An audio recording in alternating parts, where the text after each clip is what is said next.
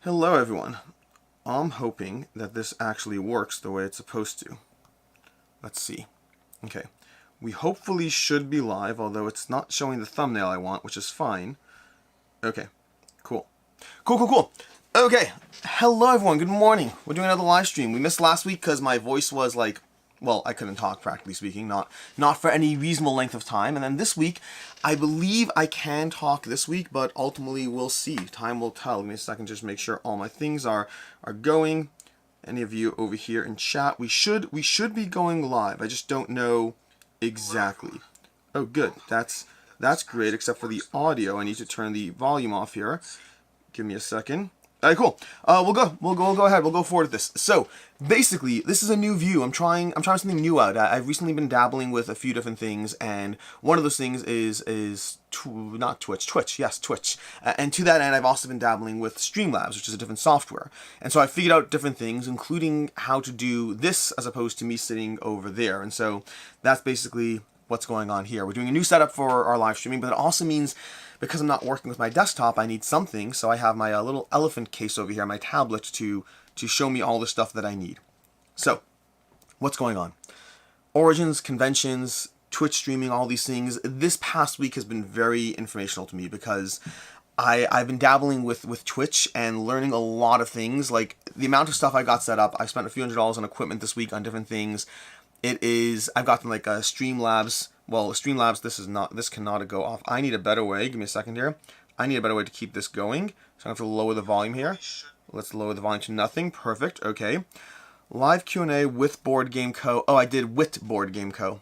I will fix that later, Reha Games. I will fix that later. So we're doing different things here. I'm constantly trying to learn new things. I've always agreed with Tom Vassell's approach. I always like the way he talks about, he never wants things to be stable. He always wants things to be moving forward, to be constantly improving. And I like that approach. It keeps things interesting, and it means that you're always growing. You're not just doing the same things. And one of the things that I thought was probably a year or two in the future is more live content in terms of gaming and stuff. But I've actually gotten things set up now. I'm actually at a point right now where I can do live gaming over here as part of my live stuff. I might start doing some of that as well as part of my goal to do something every Wednesday at 10 a.m. something live. That's my general goal. Speaking of which, next week there will not be anything at 10 a.m. live, probably. I say probably because next week I will be at Origins. I'll be at Origins when this is happening. So I'll be over at Origins in Columbus, 10 a.m. That's not true. I'll be on the road probably. Depends the time I leave. I might actually be there. So there's a possibility I do something live from my phone, but also I would need good internet, which means it's just a possibility and certainly not a guarantee. We'll have to see. I need to hang up on my friend here because I'm doing this right now. And we have Between Witty is Funny. Why is the chat off? I don't see the chat. Give me a second here. Give me a second. Test. Give me a second. Test over here. Why do I not see the chat? Top chat. I need to turn off top chat and switch to something else. Live chat. There we go. Okay, I haven't been seeing the chat properly. Again, new things, testing new things. So, Riha, Killa J, good morning. Kalal, good morning. Enjoy the conversation this week. Rymore, hello, Alex and BoardGameCo. Wow, I missed all these things. Okay, great. Found it. Kyle Harns, hey Alex, love the content, thank you. Allison, Daniel just told me I might finally get to play a game with you next week. Yes, Allison. What's it called? Well, actually, I'm not sure what to call you right now. Do we go with Kidsplaining? Do we go with Play the Game? But Allison and Daniel from Kidsplaining and Play the Game, they're dropping by next week, and so I'll have a chance to film some stuff, to play some games, and to just hang out, which, to be fair, I did get to hang out briefly at Gamma, but it was briefly, unfortunately, and not with Allison, because she was being a very hotshot photographer, taking photos for the entire event, so, yeah, that was that, but chat does not exist. No, chat exists now. Chat's all good now. I had it set to top chat, and over there I can kind of peripherally, that's not true, it's a lie, it's not peripherally, it's a mirror. I have a mirror set up next to my camera that reflects my screen, the things I go to try to make things work, but I was able to see a chat log popping up, and I didn't see that chat log over here, and so I was very confused by why the chat wasn't there. But going back to what I was saying, I started doing a whole lot of live stuff and started messing around with different things, buying different equipment, and learning the tools I need to be able to do live content from my main setup here. I can plug in my main camera, I can plug in my top camera, I can switch back and forth with my foot pedal over here. If I did so right now, you would get a black screen because top camera's not plugged in. I'm tempted to do it. I think I'll go to the black screen for a second. Ready? Hands free, and then boom. That should be nothing. It should be nothing over there. And now we're back to that. That's just I get a little foot pedal thing. I'm very excited about my foot pedal. It's a toy, but it's a $80 toy that lets me do a ton of things that I couldn't do before, and so I'm very, very excited about it. Okay, where are we back in the chat? We're theoretically on live chat. We have games. How many views do you need per week to be able to live off YouTube only? That's interesting. That's interesting. Sure, Raven. I'll get to you in a second, Miha. Sure, Raven. It's annoying on live videos that I can't turn you on double time speed. Almost a waste of time. Sure, I am talking fast enough. If anything, I should be slowing down, and if you want double speed on a live video, you're right, there's nothing you can do. I find the thing I don't like is being able to skip ahead. It's not so much the double speed part, but I like being able to skip ahead to the next relevant section, and you can't always do that. And so, yeah, the live videos have their place, their pros and cons. We have games. How many views do you need per week to be able to live off YouTube only? This is a fascinating question. So YouTube only is... Let's go back. I mean, I've talked about this in some of my videos, but the short version is I have multiple income sources that all add up to probably being fine. Like, I took a fairly large pay cut to be able to do this instead of what I was doing before, because I love this and I didn't love what I was doing before. To that end, the balance of those incomes is I have my wife's income, I have Patreon income, I have YouTube income, I have the occasional sponsorship spot for different things, and they all coalesce into what is probably fine. I say probably because the one unknown for me at the moment is taxes. Taxes is the one thing that I'm like, I just don't know exactly how that's going to hit me. Everything else kind of feels balanced, and we'll figure it out. But as far as YouTube only, I don't know if you mean YouTube only, or YouTube instead of my wife working, instead of Patreon, I don't know. What I can tell you is YouTube right now, I get roughly 500,000 views a month. That roughly 500,000 views a month translates into roughly $2,500 a month, which is on par with roughly what you hear out there, which is roughly 1 million views is roughly $5,000, so roughly 500,000 views is roughly $2,500. Now, $2,500 a month is $30K a year. $30K a year is not enough to me to live on. So practically speaking, you're talking about getting to, I would say, 1.5 million views a month would bring me to the point where YouTube on its own was livable income. Now, I don't need that or close enough to livable income. I don't need that many because I do have Patreon, I do have my wife's job, I do have other things. Honestly, if I got to 800,000 views a month, a 300,000 view boost or whatnot, that would put me at a fairly comfortable place. Fairly comfortable because there's always things you can do. Like, I'd love to get a soundproof studio to do things in so I don't have, FedEx and ringing the doorbell as I go and I have like a little ding-dong in my camera as I'm filming. That happens. That's part of my process. So there's lots of things that are all what you can do, but right now, I mean, honestly, I'm incredibly grateful as it is. So that's where we are. Mark Stefan, will there be a Magnet the First City review? Yes, there will be, already filmed. Don't know exactly when it's going up. Right now, I'm about 40 videos ahead, which means at any given point, some things are going up tomorrow and some things are going up in 3 weeks, but they're already filmed. It also means that the hoarseness of my voice, the residual hoarseness that is left and that was there last week, that's going to show up in random videos 3 weeks from now. It does not mean I'm hoarse. It means I was hoarse when I filmed it. It's a little bit of the downside. The reverse is true as well, by the way. There are videos that came out while I was sick that people were like, I'm glad to hear your voice is feeling better. And I'm like, no, it's not. My voice was feeling better a month or two ago. But yeah, a month or two ago, yeah. And by the way, speaking of which, later today, so a few things. So Origins next week, don't count on a live video. Maybe there will be, maybe there won't be, but don't count in it.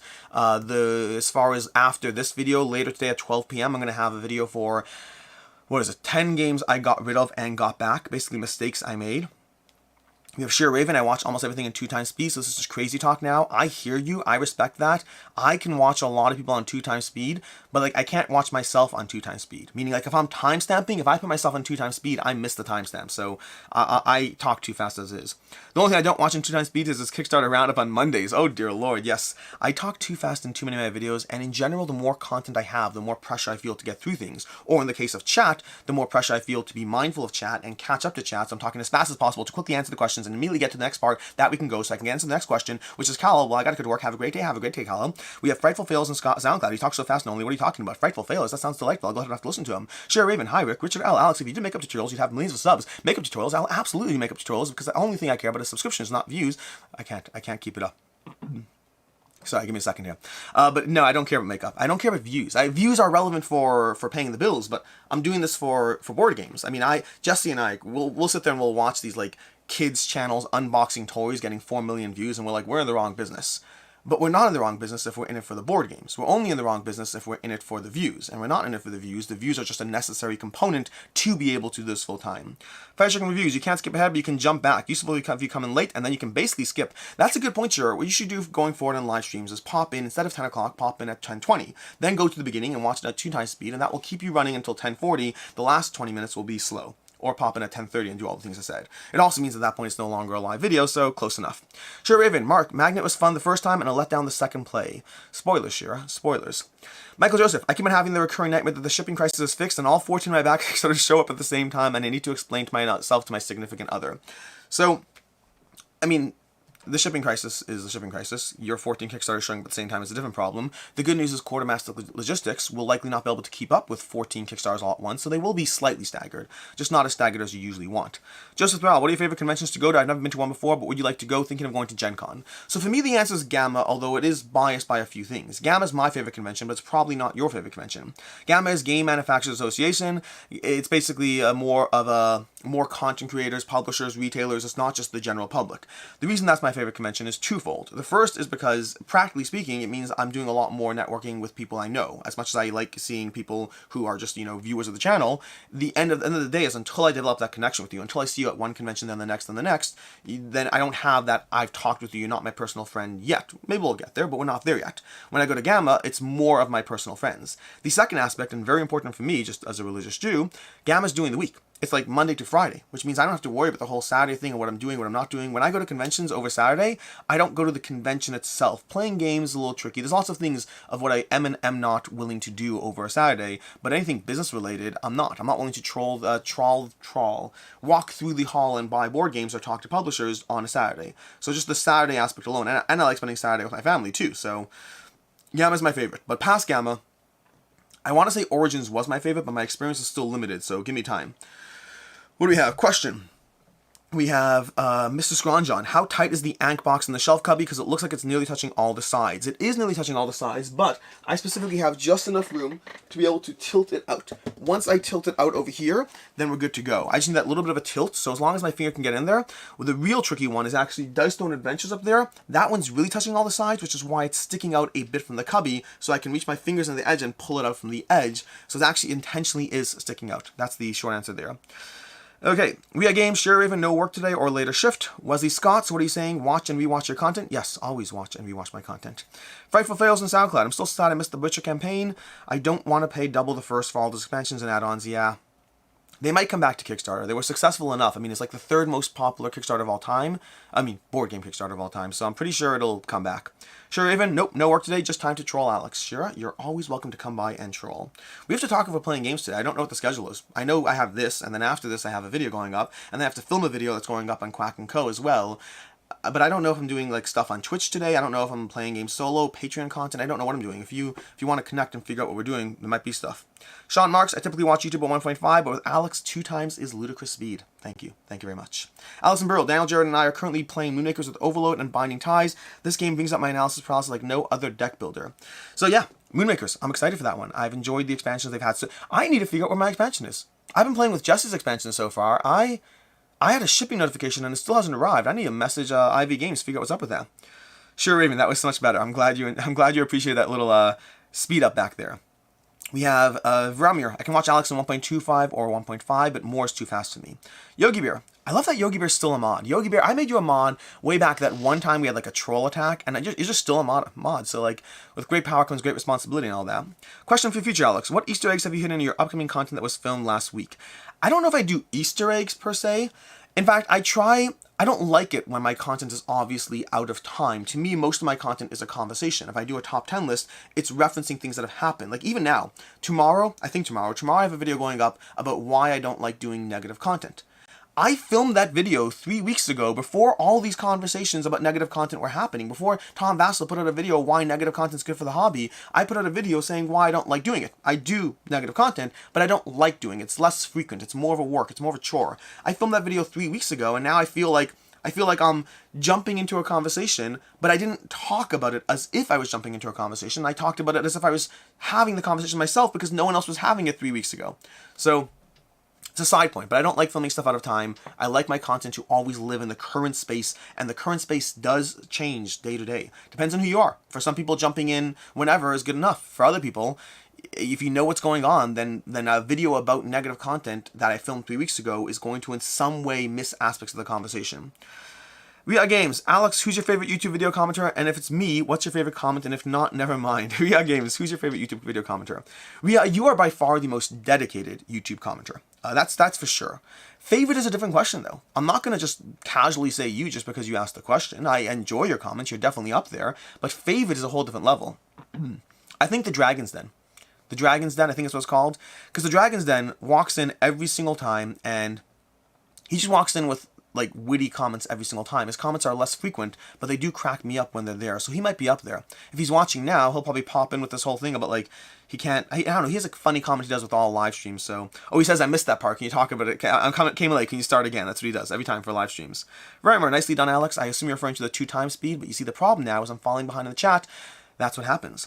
We have Icarud. Good morning. You like Star Wars? Been watching Kenobi? Main question, you play X-Wing? If so, how you like it? I do not play X-Wing. There's very few Star Wars games I actively play. I've played some of them. I don't actively play many of them. I'm not watching Kenobi yet because I'm still in the middle of Boba Fett. I watched the whole Star Wars series, all the TV shows I've been watching with my kids, but it also means we watch it slower. So we're still in the middle of Boba Fett. I need to finish Boba Fett, then we can go on to Kenobi, and then Andor's coming out next, or whatever it is. We'll figure things out.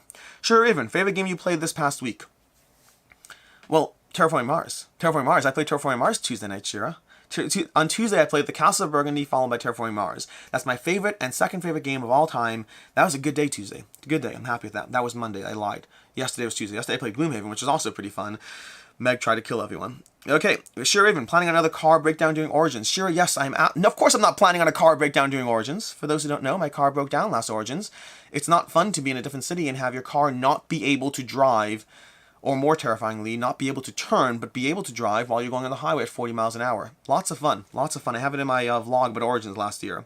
Sean Michigans, what's your favorite breakfast cereal and why is it Honeycomb? My favorite breakfast cereal is Crave. My second favorite breakfast cereal is Captain Crunch. Honeycomb is so far down the list, it's not even funny. We got Sugar Crisp up there. We have Reese's Puffs. I like Reese's Puffs, but Crave and Captain Crunch are 1 and 2. That's my favorite 1 and 2 punch easily. Captain Aromatica, how is Origins? Is it more game playing or marketplace for new games? Origins is a nice mix of both. You can sit down on the tables and play games. You can browse for the new games. It's a good mix of both, and it's on like the large enough side that it's got everything you want, but not as large as Gen Con, so it's not overwhelming. I am going to be skipping some comments as I try to catch up, because the downside of doing it here is I don't have my usual 2 screens where I can see any like sound issues or trolls or whatever it is.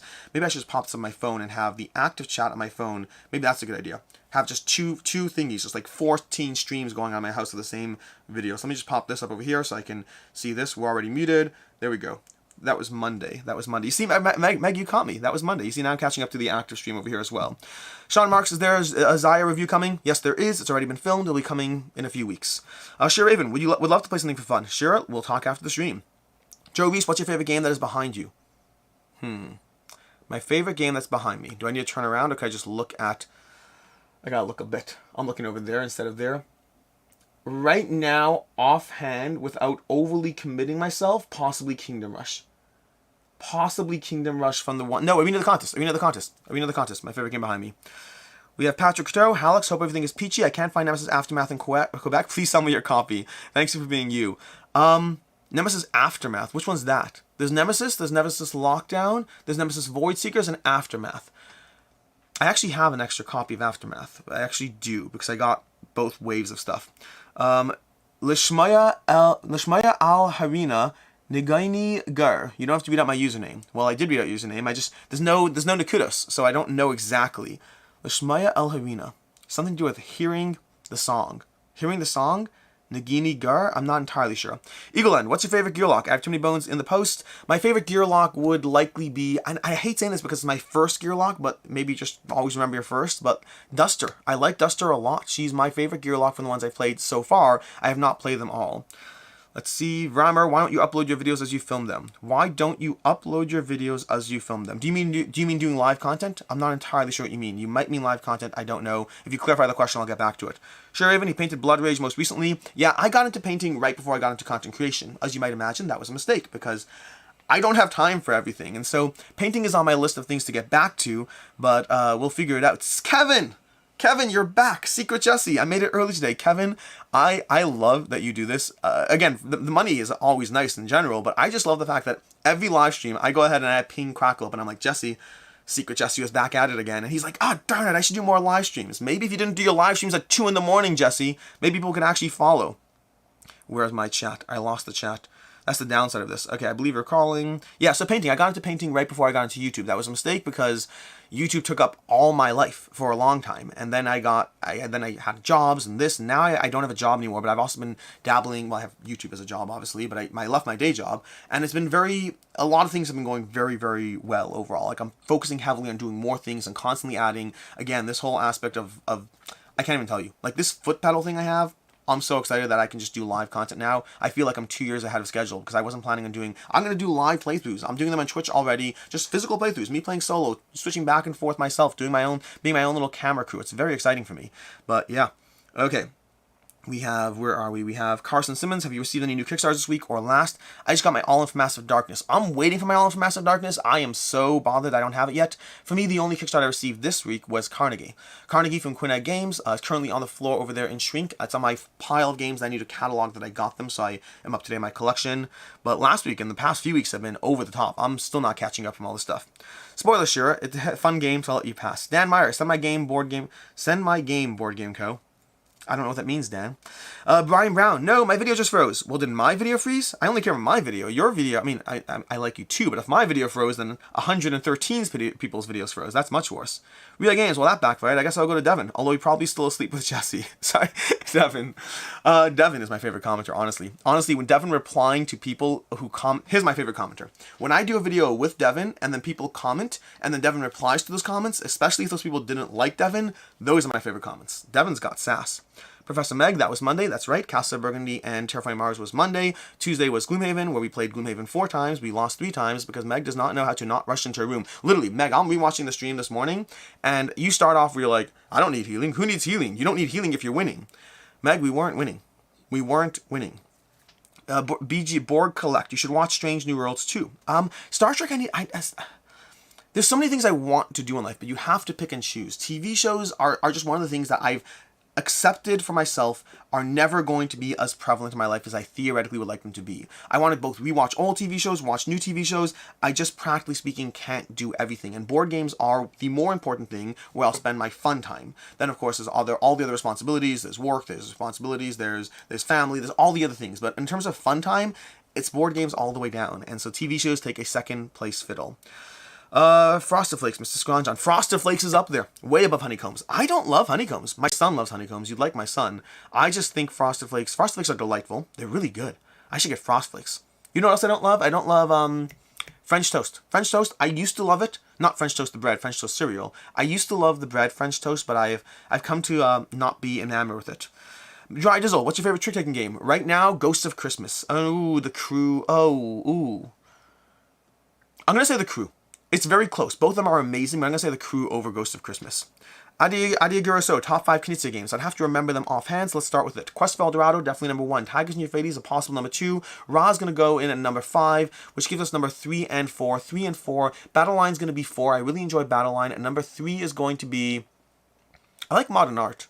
I do like Modern Art. I'd actually have to have a list in front of me. That's not bad for a list of 5 Knizia games that I do enjoy. Sure, Evan, back now. Ryan Gilmore, any suggestions for someone going to their first convention doesn't know anyone else there? Ryan, I do not have suggestions. So, here's what I can tell you, Ryan. I didn't go to conventions at all until I got into content creation. I love board games, but I always thought to myself, I can play board games at home. I don't need to go to convention to do that, where I have to go find a table, find other people. I'd rather play board games at home with my friends. Now, that said, first of all, conventions already serve a purpose if you don't have an active game group. I always had an active, always not true. Since 2015, I've had an active game group, and so I don't need a convention to play games, and I don't want to go to a convention to buy games because they're just more expensive, and it's often just cult of the new. And honestly, don't get new games. Get the older games that are well rated. By older, I mean like 2 years old, that people have already said are good enough. So to me, conventions just didn't serve a purpose. But then I went because I was a content creator, and then you meet people. And then you go to the next convention and you meet more people. And you meet some of the people you met last time. And then you go to your third convention and you meet people you met prior times. And it builds up. You start building these relationships. To me, I understand the appeal of conventions more than I ever did before. I only started going because I was a content creator, but now, like, I run into people, both people in the industry and just fans alike, and I'll be like, yeah, hey, saw you last time, how are things going? Did you play that game? You know, how's your new kid? Like, it's you start building relationships up, and that's part of the most fun. So what's my suggestion? If you're going to a convention, to me, part of the best part of it, make sure to sit down, play some games, get to know people. Those people are going to make every future convention more and more entertaining for you. Winjacoop, hey Alex, any opinions on War of the Ring? My opinion is I should play War of the Ring. We Got Games, if I comment on every single video of yours, will you reply to every single comment? No, I reply to as many comments as possible, and I do, when I see your name, I do try to reply because I know you appreciate it, but I don't reply to every single one. Like yesterday, I think there's a comment from yesterday that I still not replied to. I get to a lot of them, not all of them. Allison Burrell, I've been told my favorite cereal isn't cereal. Team Granola. Granola is not cereal. Granola is absolutely not cereal, Allison. That's not cereal. That's like people who think ice cream cake is cake. Ice cream cake is not cake. Ice cream cake is ice cream in the shape of a cake. It is ice cream. It's not cake. Cookie cakes. If it's not, I'm gonna lose it. Non-alcoholic beer, by the way, is not beer. While we're on the subject, Jeremiah Alton, favorite game older than 10 years, not Crokinole. Can I say Crokinole? Favorite game older than 10 years. I mean, Castle of Burgundy is older than 10 years, so I guess Castle of Burgundy is my second favorite game of all time. That's already answered. Mr. Squat, although I think it's going down. I do think it's going down, for the record. I think Castle of Burgundy is still going to be top 10. I don't think it's going to stay top, just not because it's bad, because some of the other games in my top 10 I've been enjoying so much this year that I think they're going to have to inherently go down. Matt Scooby, what's with the water? No coffee shot. So practically speaking, I just think water is better for a live stream where you're talking a lot, because I want the water for, like, if my voice gets scratchy as I'm talking too much. Coffee is absolutely coming. I mean, I had coffee this morning. I'll have coffee later today. Coffee's back in the picture. Briefly, when I'm sick, I go through a tea period. I still have coffee, but I have tea as well. I'm no longer sick enough to need tea. Not in the slightest. Tea to me is something I am reluctantly willing to deal with. Patrick Coteau, Nemesis Aftermath is the one behind you. I'll gladly take it from you. Patrick, that Nemesis is mine. There's another Nemesis Aftermath on the floor over there. Basically, I got the base game. I have like a few. I'm figuring out exactly what to do with it, but I have some of the other stuff from when I got my all-in pledge. So I have doubles of Void Seekers and Aftermath, effectively. Mr. Scronjon, hey, I work midnight. It's like the surprise. I like the surprise Quacklope 2 a.m. streams. I think the surprise Quacklope streams are amazing. I think the secret. I mean, I guess they're not secret now, but they're still secret to everyone who isn't watching this video. Quacklope does these random like 2 a.m. live streams sometimes, or starting 1 a.m. I think they are delightful and charming for those that manage to attend. They're a little secret, like little gathering of friends that you can pop into, and then he hides them after, so it only exists in the moment. I think it's so cool. I also think inherently, by the very nature of it, you're limiting the exposure of it. So I'm glad they exist, but yeah, he's not going to get Secret Ninja Kevin jumping in on them. Maybe he will, actually. Maybe now that I told Secret Kevin, which would be great. Jeremiah Alton, I love Jesse's 2 a.m. live stream, just getting to work. I'm so far behind the chat. I gotta go ahead and pop this up. Remember, back to my question of loading videos is regarding your conversation of not liking having things behind. Your video that's now 3 weeks old. Why don't you post them right out of the oven? Vermeer, great question. I'm specifically getting content up in advance so that I can always be ahead of the game. The fact that next week, for me, just to give you my schedule next week, here's my schedule, okay? Today's Wednesday, great, fine. Saturday, I'm offline, because I'm always offline Saturday. Sunday and Monday are Jewish holidays, so I'm offline Sunday and Monday. Tuesday, I'm back online, where I get to catch up on every single thing I need to do for the prior 3 days that I missed. Wednesday, Thursday, and Friday, and then Saturday, well, Wednesday, Thursday, Friday are going to be Origins. Saturday is going to be a convention. Saturday's going to be back home for Saturday and offline, and Sunday's Origin again. Then Monday, we have a content creator coming in, basically a Crimson Scales guy. The guy who did Crimson Scales, they're coming in to spend time with me and Jesse playing Crimson Scales. So starting Saturday, I'll have like 13 days offline and 1 day where I can actually be productive. To that end, stuff like that, the mental stress of something like that when you're trying to do not just daily videos, on average right now, between Quack & Co., between Patreon, and between this channel, I currently average like 2.4 videos a day or something like that. It's a ridiculous number. I have way too many videos a day between all the various places, and that's not even including the fact that now I'm doing Twitch as well, which means I have a Tuesday night live stream every single week, and I'm also doing more content throughout the week, and we're still figuring out our schedule. So doing content in advance takes the pressure off, and it means I can go to Origins, I can have crazy weeks, and I'll fall behind a bit, but I already am fine because I prepped to it in advance. So yeah, having content in the backlog is important to be able to have consistent content as opposed to 5 videos today, nothing the next 3 days. David Ray, good morning. I have to jump. We have Shira Raven. Our mailbox has been empty this week. Shira, my mailbox has been mostly empty too, but I'm grateful for it. I as much as I love the packages, I love getting packages, something fun and nice about it. But although I did just get a bunch of Exit games from a Patreon, there's a Patreon of mine who's like, you got to play the Exit games. I believe in them so strongly. I'm sending you a few more. His favorite ones. So I have that. But I've gotten like 2 packages this week, which is nice. I like having a break because I could really use the time to catch up on the way too many games I need to cover. Michael K, have you ever played Sakura Arms? I have not. I'm familiar with it. Kyle Lindsay, top 5 campaign games. Primal, Wild Ascent, Gloomhaven. This is not in order. Primal, Wild Ascent, Gloomhaven. What else am I willing to say? Top. I really like Chronicles of Drunagar, but it's so hard for me to table. Assassin's Creed, I'll give that one. Assassin's Creed. I don't know if I'm willing to pick a 5th offhand. To me, a top 5, I mean, unless you count legacy games, that's different. There's lots of campaign games I really enjoy, but sometimes I just don't feel the need to finish them.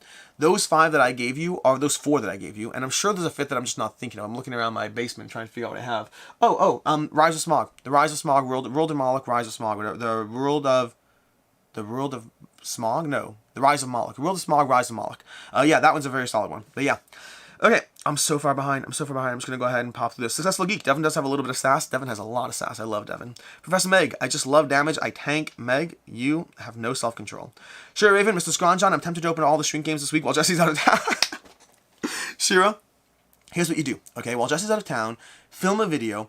Honestly, Shira, I will look around I don't know if I have enough in-stream games. I probably do. Sure, here's what we do, okay? Because Jesse's not going to see this. We both know this. So what you do is you go ahead and film a secret vlog, whatever it is. Come to my house and get a bunch of my in-stream games. I can easily find 10 of them. And then just go ahead and take those home and just start de-shrinking them and film it, okay? And then have Jesse see that and freak out, but it's really my games you unshrunk, okay? I'll do this. I can easily find at least 10 games that are in shrink. We'll freak Jesse out. I love it. I'm always down to troll Jesse. Are there people that don't like Devin? I really like Devin. I just don't like his taste in games. Honestly, you don't need to like someone's taste in games to like them. It does help if you're watching them for board game content. But yeah, I mean, honestly, I find the people who are the least helpful are the people who you align with half the time. That's half the time. It's not helpful. If I like when I watch Shut Up and Sit Down, and again, I always say this, greatest respect to them. I think they're immensely entertaining and amazing. But when I watch Shut Up and Sit Down video, their opinion to me, if they like a game, I know I'm less likely to like it. If they don't like a game, I know I'm more likely to like it. It actually helps just in reverse. I really don't align with them on a lot of things. BoardGameCo, time is finite. You only have so much time. Sadly, yes. Januel Lee, Alex, don't pick on Meg. Remember when you almost killed everyone in Marvel Zombies? Januel Lee, are you Juan from last night? I believe you are. So last night, I was giving Meg a hard time because she kept on opening doors, running into them, and then proceeding to have us all die. And someone kindly pointed out in the chat that I should be very nice to Meg, which I was not being very nice to Meg. I should be very nice to her because when we played Marvel Zombies online, I ran into, opened up all the doors, and yeah, I also took the same approach, and I do take the same approach. The only difference between myself and Meg, and this is a key difference, is we didn't lose. And that is a key difference. When you're running into doors and you're being a little chaotic and you're taking risks with your team behind you, it's very important that you actually win after that. And so, all I'm saying is I'm better at Zombicide than Meg is at Gloomhaven. That's my main takeaway here. BoardGameCo, I'm shocked there's no coffee. I'm sorry, Borg. Sure, Evan, Meg, damage is great. I don't worry about healing. Honestly, so Shura, I don't know if you've played the Mind Thief. I am loving the Mind Thief right now. I've primarily played Jaws of the Lion. I've played 2 of the characters from Jaws of the Lion. I played, I believe, the Crag card from Gloomhaven the first time I played it. I played the first 3 scenarios like 3 years ago, something like that, when I first got Gloomhaven. And now I'm diving into the Mind Thief. And I've also played the Spell something, the Spell Caster, whatever the name is. But I'm loving the Mind Thief. The Mind Thief is so satisfying. I honestly, Meg, when you sit there and you're like, I want to play the Brute again and again and again, I think I'd play the Mind Thief through a second Gloomhaven campaign. He's that fun. I love him. Aaron Quintilla. Oh, good. If you didn't like French Toast the Bread, I'd have to try and make you a beautiful plate at Origins.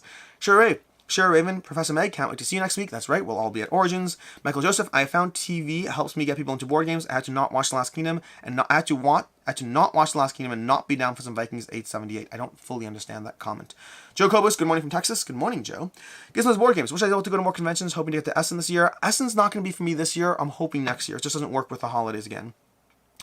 Successful Geek. I still like to play conventions over exhibitor-focused conventions. It's one reason I don't feel like I have to go to Gen Con ever. So, honestly, going to Gamma, I played a lot of games, and going to Pride conventions, I just roamed the halls. I plan on trying to make more time to play games at conventions. It's a lot. I like both. Both are very useful from a board game stance, all those things. We have, okay, Shira is WhatsApping me. I'm so behind in the comments. Let's go ahead and pick random comments to skip through. Okay, what's it called? We got some Meg stuff, Shira, bantering back and forth. We have Vaku, Akil. I'm just going to, Arkham Horror. I see why Devin does this. Devin just reads comments and reply to them. I'm going to skip forward. I want to learn Arkham Horror from Meg, from Shira, Sean Mark. Should we be as excited for Cyberpunk from what you know so far? I like Cyberpunk. I like it a lot. I need more plays. I only played it once, but I like Cyberpunk a lot. Let's keep going. I'm going to scroll through another 5 comments. Successful Geek, I like the surprise Crackle streams too, but I can't be up at the time. That's my problem every single time. Brian Brown, I've seen one of these secret streams. They do exist. They're good. They're lots of fun. Daniel Chemesky, any tips or tricks, recommendations for hosting game nights, do's and don'ts? Yes. Although maybe not, because I'm also probably a jerk of a host. So the way I approach game nights, and you have to know your crowd. I think that's the biggest thing. You have to know your crowd, because what I do works for me, but because it's different priorities. The one priority is to be welcoming and opening and free and all those things. The other priority is to make sure people have a good time.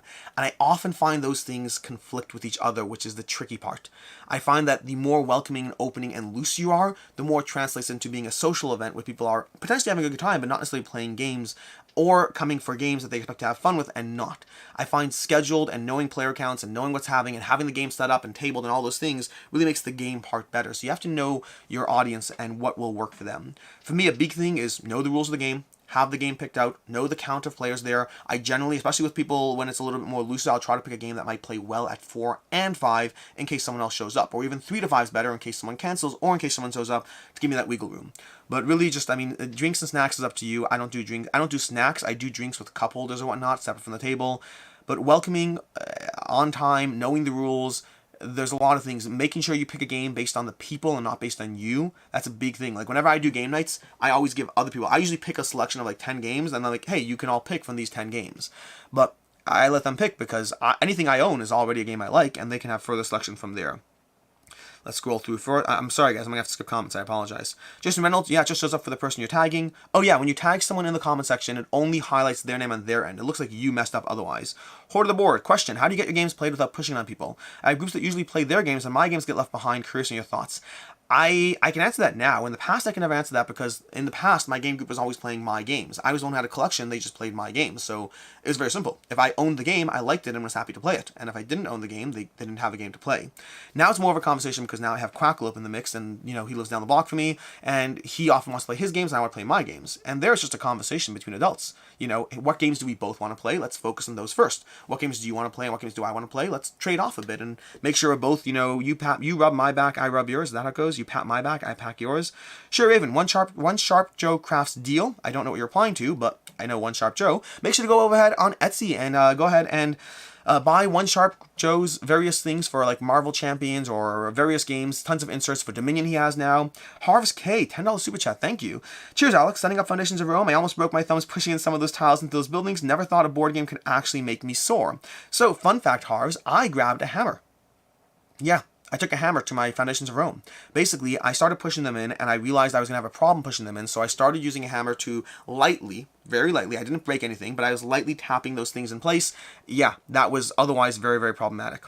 Corey Christensen, most memorable gaming moment from the last year. Veiled Fate. It's not up yet. There's a gameplay coming on Crackalope. Probably the most memorable gaming event I had from the past year is Veiled Fate. We have Professor Meg, Vagrant Song, and Robin Hood are great campaigns. Oh, I like Robin Hood. I do like Robin Hood. I had a lot of fun with that. I played that with my daughter, with Ricky. Vagrant Song was not as much for me. I got like 5 games in, 6 games in, and then I liked it, but I liked a lot of things that it did, but I didn't feel the need to keep it. Robin Hood is a lighter game to be sure, but I really enjoyed playing through that with my daughter. We have Sure Raven. Alex, I'll gladly collaborate with you on this unshrinking. Awesome. I'm so excited for this. I'm so excited for this plan. One Sharp Joe Crafts. That's awesome. The problem with doing selective comments is you miss the context of what people were replying to. Richard L., not just unwrap, but punch out everything, sort everything. I don't understand Jesse and keeping stuff in wraps. I don't either. Richard, first of all, I believe Richard is the one who sent me the exit game, so thank you, Richard, I believe. But secondly is, Jesse has this thing. He did a video over on Quack & Co. He likes to keep his games in shrink. I don't understand it. Like, to me, I have to even think, do I have 10 games in shrink? I think I do. Like, I can see War of Whispers. Class of Cultures I specifically haven't unshrink because I might unbox that. So, like, for me, the challenge is, the things I usually keep in shrink are the things I want to unbox, which means I have to think whether I have 10 games that I can give to Shira for her to unshrink. That, because I can't give her the ones I'm unboxing, that's part of the problem. But after that, well, once you get a Shira, you can unbox it, you can do whatever. So, we'll figure it out. There's other stuff we can do too, even if we don't have enough. We'll figure it out. Okay, we have Gabriel Koala, Professor Meg. I read that comment in Arkham Horror Second Edition is tight in the pitch meeting voice. Oh, I love pitch meeting. I love pitch meeting. Pitch meeting is tight. Pitch meeting is tight. Nidamir, I can't say that name fast. Nidamir PL. Just leave random spots of foil near shelf and let them think you unpacked. Okay, we have Press Mega is quality content. If I don't make it difficult for us, it wouldn't be exciting. You're not wrong. You're not wrong with that. We have, I gotta skip again. I gotta skip. We have Reha Games. Never mentioned Jesse though. You could do solo streams. Press Meg, no snacks. No snacks, Meg. No snacks. My games, I mean, honestly, I get rid of my games. You keep them forever. You should be more mindful of snacks than I am. We have Allison Burrell soon. I'm looking forward to Origins. I'm looking forward to the people I know, people I'm friends with. Board collect. No food, drink on my table when gaming. I have a collection of bar stools people can use as tables. Yeah, so I have separate cup holders that go click into my table. I use those because I trust myself to not knock things over. I say, realizing that for the first time ever, I spilled water on my game last night. For the first time ever, I made a mistake. I was streaming over there and I made the mistake of putting this water bottle behind me. And at the very end of the stream, when I was cleaning up, I reached back and knocked it over. Everything's safe. There were no casualties. But every time in the past, whenever I have like a coffee on a live stream, I'll always have people who are like, oh my gosh, I can't believe you're doing that. And I'm like, I know myself. I got this. I have a very functional awareness of where my elbows, my hands, where the water is at all times. And I've never spilled something on my games. I don't trust other people, but I trust myself. After last night, I no longer trust myself. Carson Simmons, with the amount of games you back and get from publishers on a regular basis, do you ever find games at conventions that you need to buy? I feel like you already have access to everything you want. Carson, so yes and no. I have access to more than enough things, absolutely. But the sad part, the irrational part, is there's always things you want. A good example, I'm just going to give let's think of like 5 examples of games that I didn't have access to and I had to make choices around. I played Caverna with Jesse and Shira. I really enjoyed it. I didn't have Caverna, the expansion, whatever it is, what's it called? I can see it over there, I just can't see the title. Whatever the expansion is to Caverna, I didn't have that expansion, and I don't have any relationship with Z-Man Games or Lookout Games, and so I went ahead and bought it. We have Clash of Cultures. Don't have a relationship with WizKids, and I wanted it for a while, and I didn't back it. It wasn't really a game you could back, and so I went out and bought it. What are the games that I bought recently? Often expansions. Expansions are a lot of what I get because expansions are often sent out less than base games because they already have that hype, that marketing buzz in place. So that's definitely something in play. Obviously games I back as well. But there's regularly times, what have I bought at a convention? That's an interesting question. I have to think through what I bought at a convention because there always are games that I want. There's so many games out there and I want it all. I do. Irrationally, I want to try all the games. I love the space. I love the hobby. I love the games and I try them and I get rid of many of them because you can't keep everything. But I want games, and that means that I want games that I don't have access to from publishers, and I buy those games. I am in a fortunate position. I buy fewer games than the average person because I get sent review copies. But I still back a lot, and I still buy a lot, and all those things. Yeah. Sure, Raven. Carrying board game bags to conventions can also make you sore. Yes, they can. You need to have a place where you can store that bag. Nidamir, so you can say build Foundations of Rome with a hammer. So you can say you build Foundations of Rome with a hammer and bare hands. Yes, I built Rome with a hammer and bare hands. Yes. Will there be a final thought for RuneScape? There's no final thought for RuneScape because RuneScape was a game that I had a brief experience with. I mean, 3 hours is not that brief, but I played through RuneScape. My short opinion of it is that I think it's a light game that I enjoy.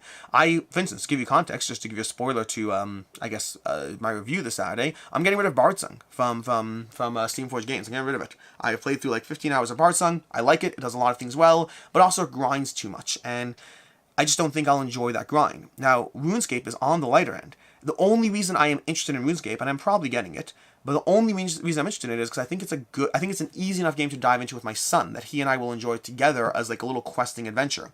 But it's a very light game. I would not recommend it if you're looking for a heavier experience. I would recommend it if you have nostalgia for RuneScape and you don't mind a lighter experience.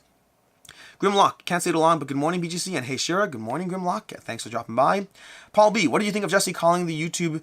What did you think of Jesse calling the YouTube giveaway scammer? That's a good question. Give me a second here. So for those who don't know, we do giveaways. Right now, we always do giveaways here and there, but right now we're going through a current giveaway, just a bunch of giveaways at the moment. And to that end, Jesse recently... Let me see how I go here. Yeah, okay. Jesse recently had we've all had giveaways and we've all had scammers popping into the giveaways and causing issues for us. And the real downside of that is that means that we try to do something nice and we try to give away games and someone might have like $80 taken from them because we tried to do something nice, which is a sucky feeling for everyone involved. And we just don't like that. So Jesse's been putting out videos about that. I have a video going up on Friday over on Quack and Co about that. It's a regular problem. I started to make it a habit of whenever I announce a giveaway. Like I had to do I'm doing a giveaway, I think next week. I'm doing a content creator giveaway, not for me, for other people. And I have to like, after the video is filmed, I have to like film a little update being like, hey, just as a heads up, I forgot to say this. Don't respond to any comments that are trying to ask you for money and stuff, whatever. So Jesse in addition to talking about and putting out a video, he contacted one of these scammers and he paid the guy $50 to have a conversation with him about why and what and how to avoid it and all those things.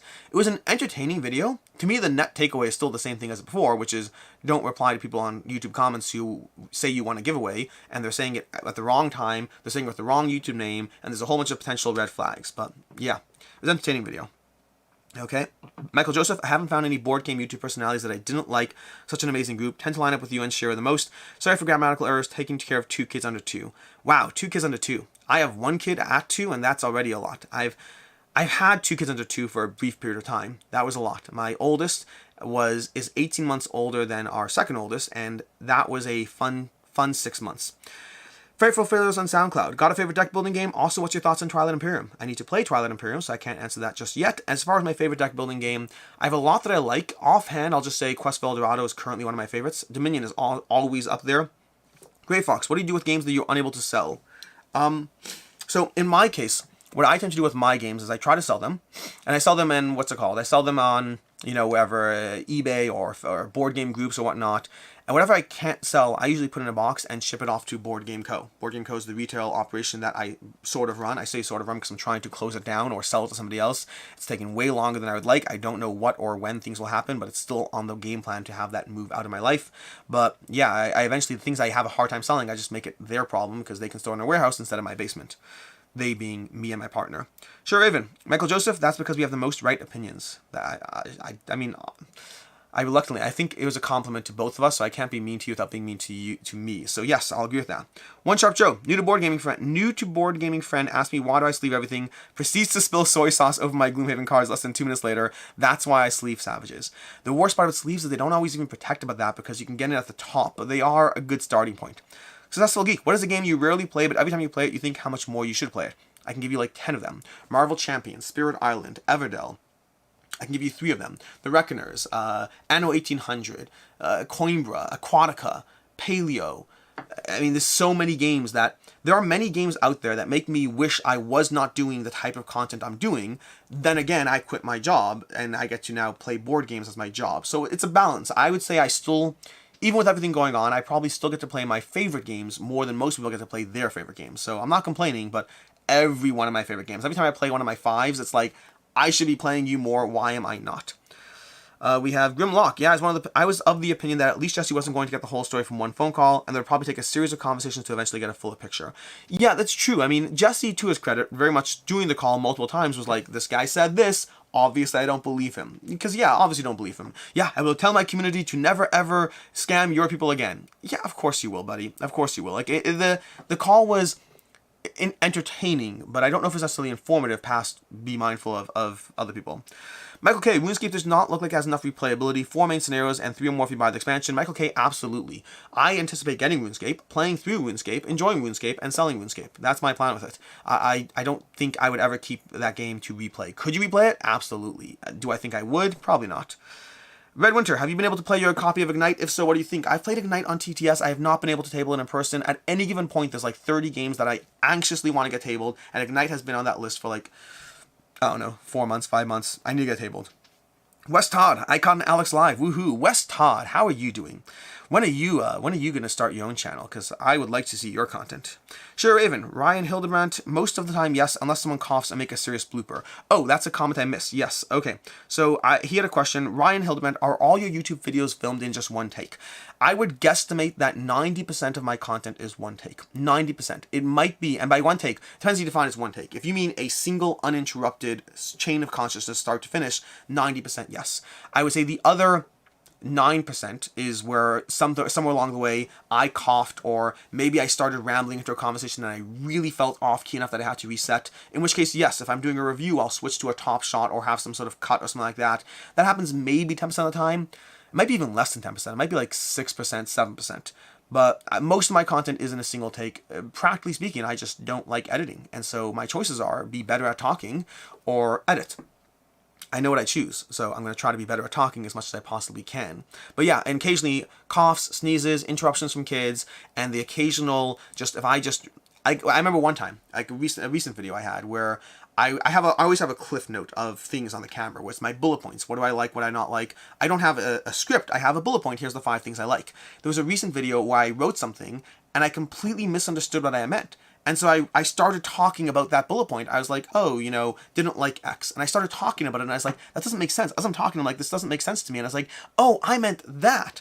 But I completely thrown off my game. So I did a bit of reset. I switched to Top Shot so it looks nice and clean and doing the video. I would say 90% is a single take, and then 93% is a single take, and then 7% has 1 or 2 cuts throughout the whole video. And when it has a cut, it's 1 or 2 cuts at most. Like I'm not doing the whole choppy thing again, just because it's too much work. It's not, in a way, it might even improve the content. It depends on what you like as a viewer. Some people like to have as quick and concise thoughts as possible, even if it means I'm jumping and jerking as you see the camera jerking as I cut every 3 seconds. To some people, that's preferable. To me, it's not. I like content where people are just talking, not where they are hitting their sentence. It's a personal preference. Obviously, the people that subscribe to me and watch me likely are fine with the personal preference that aligns with my own. Moving forward, jump forward because I spent way too long on that. What did West Todd say? West Todd, I should be up next week and then for 2 days. West, just to be clear, West and Shira, just so we're on the same page, Tuesday, we have Kidsplaining coming in, just for the record, and then Wednesday, we're at a convention. So I don't know what West means exactly, but West, if you're coming Tuesday, just understand, I don't know where the schedule is like, but just so you guys know what's going on.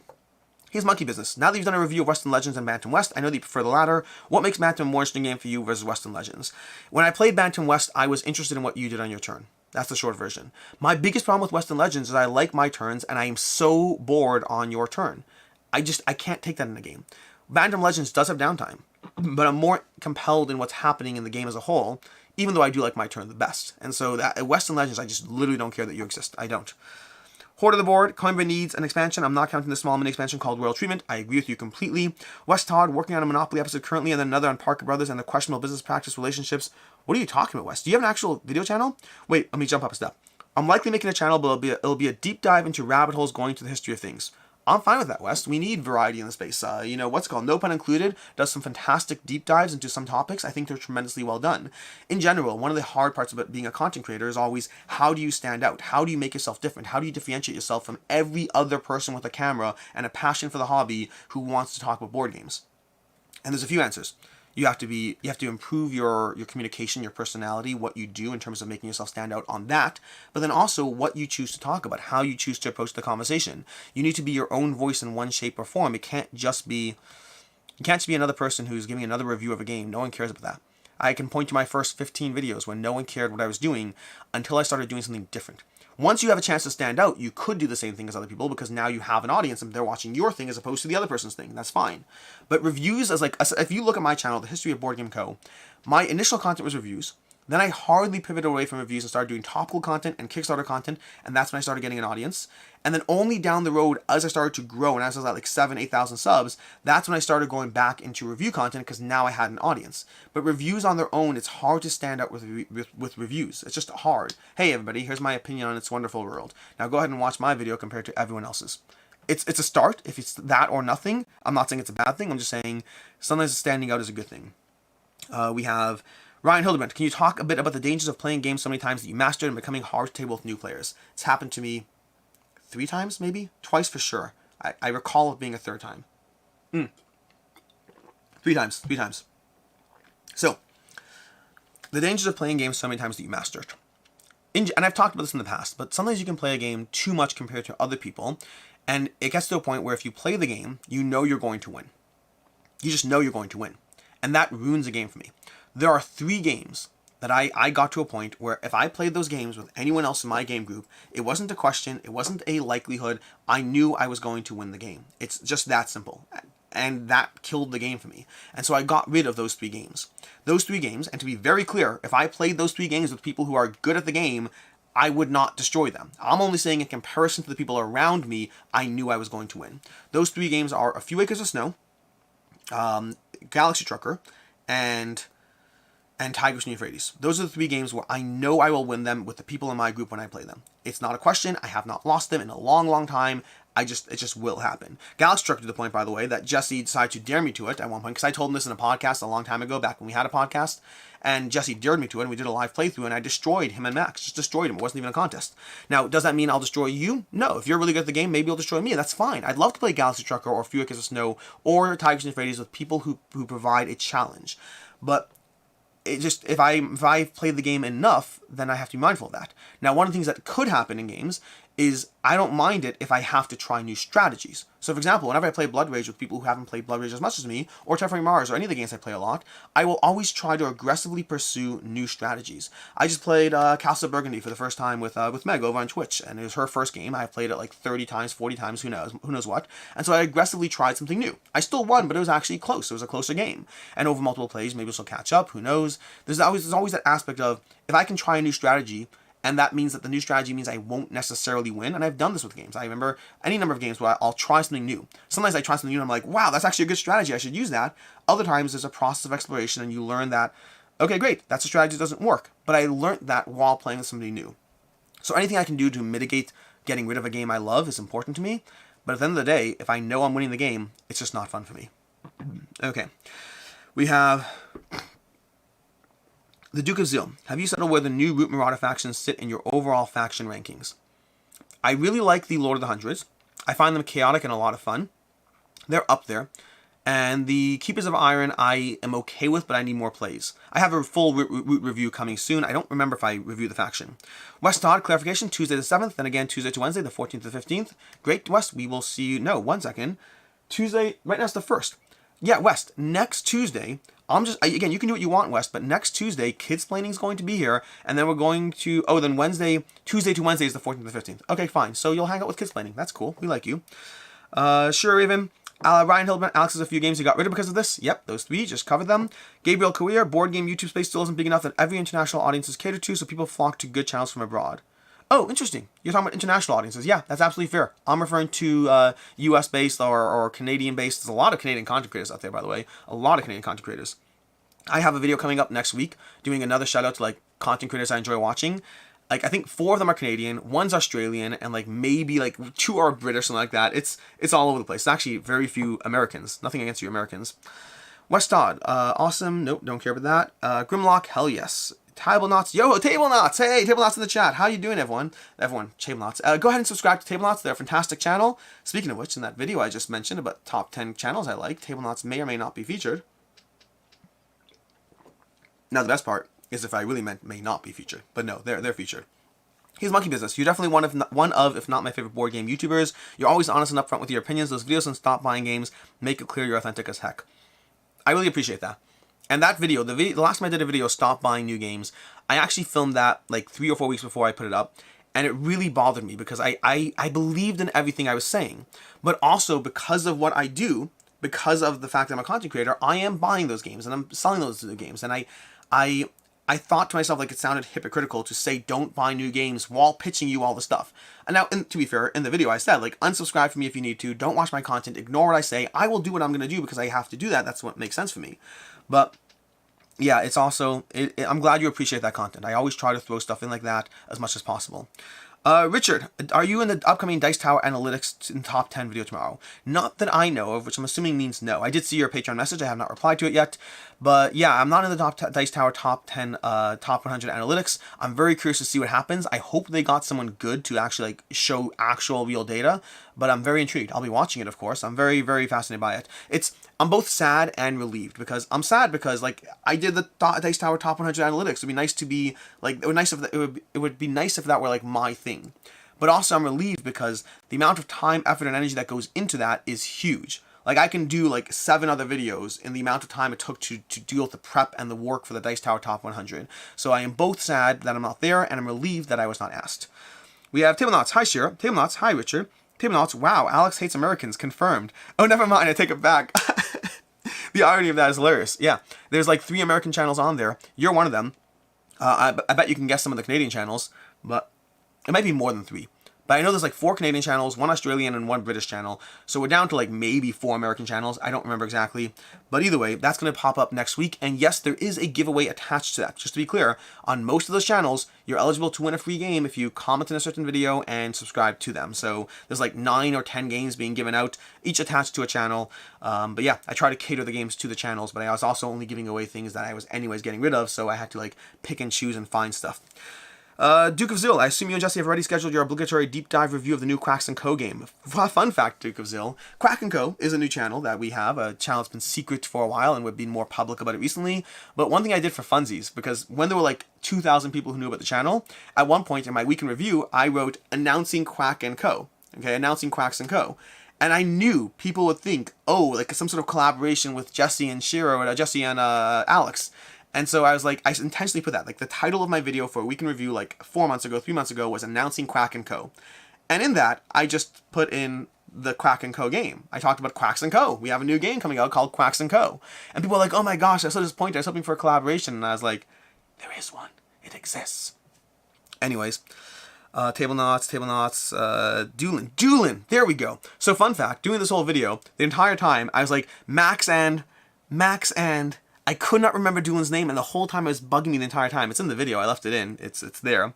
Marco, nice to see your voice is back. Great job on your content. Thank you, Marco. My voice is mostly back. There's a little underpinning, but the underpinning doesn't bother me. I can talk, and I can have a conversation. The first day was abysmal. Like, I could not talk. The second 2 or 3 days were harsh, but then it moved nicely into the fact that, you know, I might cough here and there, but honestly, I've been talking for an hour now with no coughing. It's 11 o'clock. It's 11 o'clock. I have to wrap this up. Kevin's super chat is still at the top of the... Kevin, you and your super chats. Wow. I appreciate it, man. Daniel Dara, is there a chance you'll go to Essenspiel?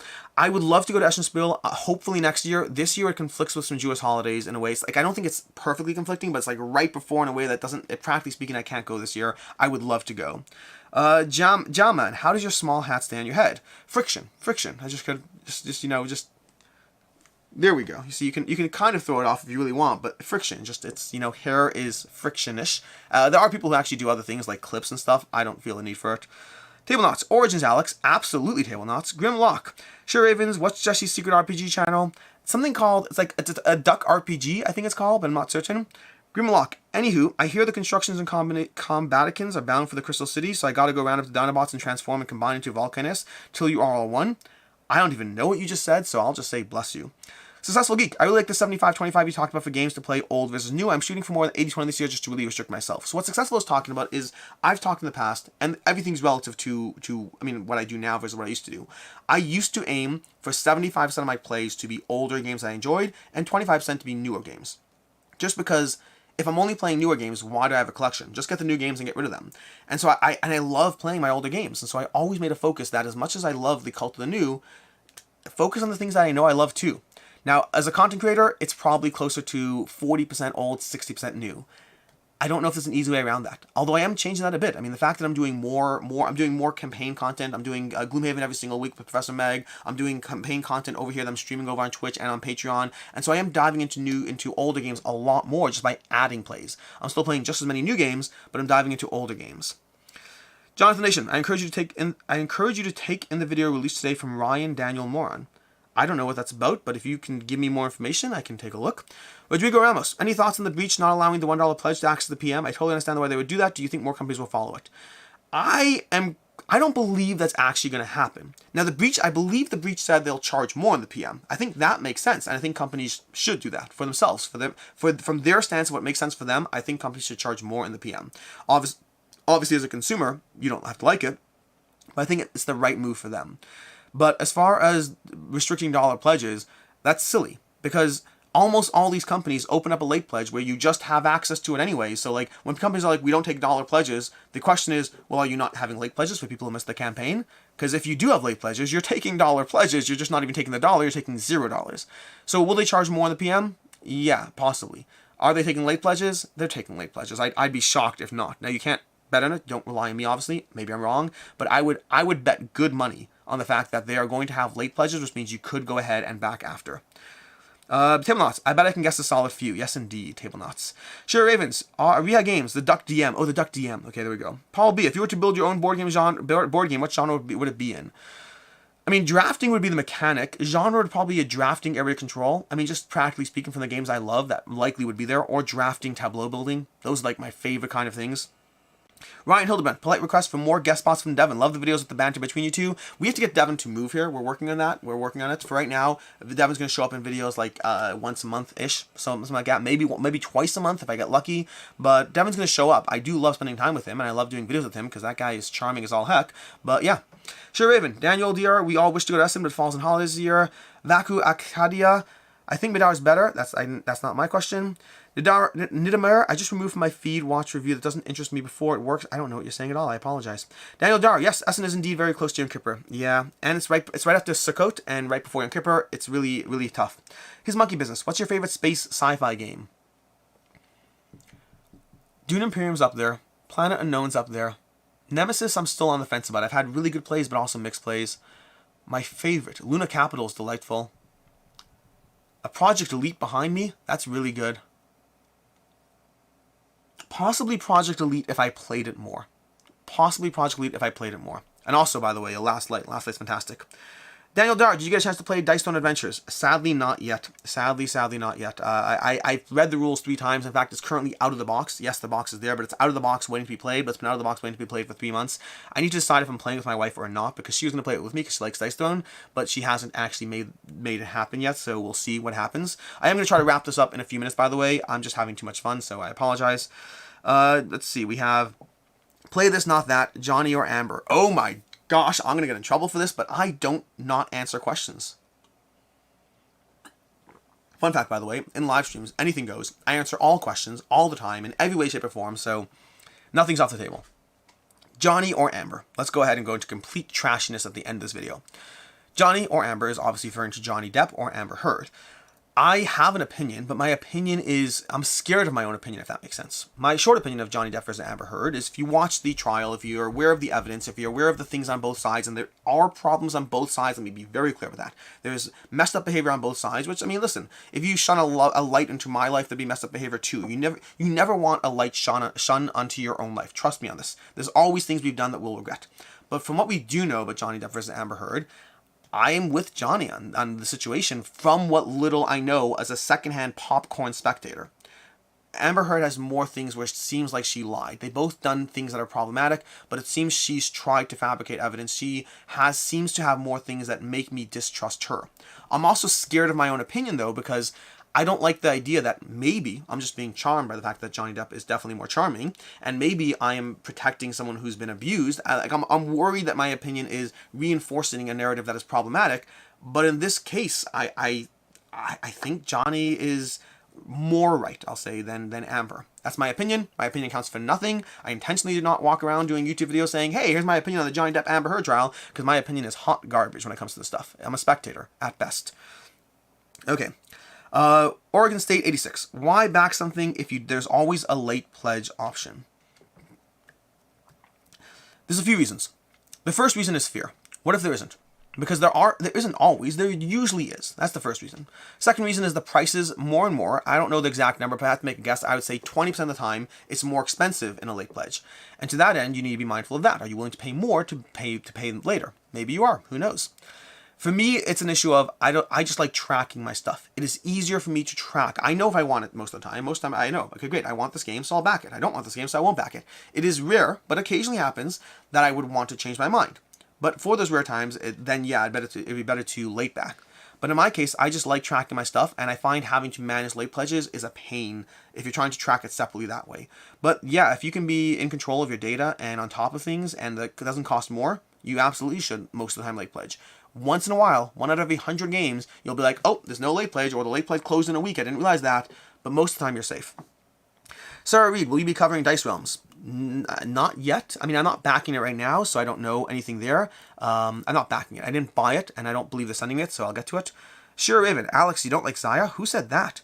Who said that? Sure, Raven, you got those holidays in the wrong order. Yom Kippur is first and Sukkot is second. You're right.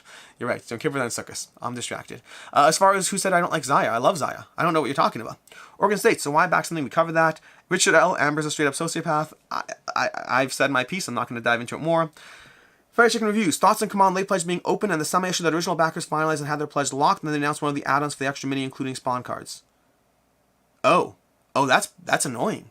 You're saying that your pledge is locked, and now they added spawn cards, so now you can't go back. I mean, honestly, so I don't know if what you're saying is true, that basically they released data and now people didn't back it, but now they do want to get it because of that, then that would be incredibly frustrating. I don't know what the systems are on their end. I can say from someone who manages systems that systems are not always as easy as you'd like, and obviously CMON wants their money. So this goes back to the usual thing of, if CMON just wants your money, obviously they'd open it up and give you the option to get it again, right? So why not do that?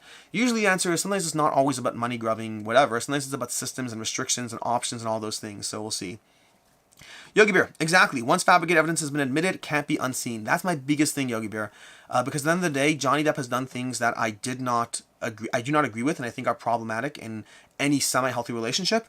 But from the two of them, only Amber has been caught fabricating evidence, and that's like, it's hard not to unsee that as a huge aspect. Gabriel, drafting, tableau building, area control game. Blood Mars would be the name, probably. Blood Mars. I'm down for it. It sounds Blood Mars. Ryan Hill, LOL. Jeremy Pass, right on, good response as expected. LOL. Mace71, what's your favorite player count for Veiled Fate and why? 6, but I haven't played with 7, and I've heard 7 is good too. Why? Because it's team-based, and the team-based adds an extra element to the game that I really appreciate that isn't there in a solo game. Bladeheart, ever played Shadows of Brimstone? Can't find reviews from any of my known reviewers. I've never played Shadows of Brimstone. Never got around to it. It's on my list of many things that I would love to play, but it's also on my list of things that I would love to play that I think I never will. And with that, let's go ahead and call this a wrap. It's an hour and 10 minutes. Not bad for the fact that I missed last week, unfortunately. But I will possibly do something next week, Wednesday. I would love to if I'm able to, but it will be remote, and I will have to deal with either LT, data, something, or I'll have to figure out. If I can make it work and it's functional, I might do something. If I can't, then it'll just be a regular video next week. Either way, there'll be something at 10. Either a live stream or something else. We'll figure it out. In any case, and until next time, I appreciate all of you. Thank you so much for being here. And this is the part where I still haven't figured this out exactly, because the downside is I have to walk over there now to end the stream. Or can I do it here? No, I can actually hit the button. I have my stream deck. I'm going to go ahead and hit my button and end the stream, and hopefully it works. Thanks to all of you for showing up. There'll be another video going up at 12 p.m. today. And then, of course, all your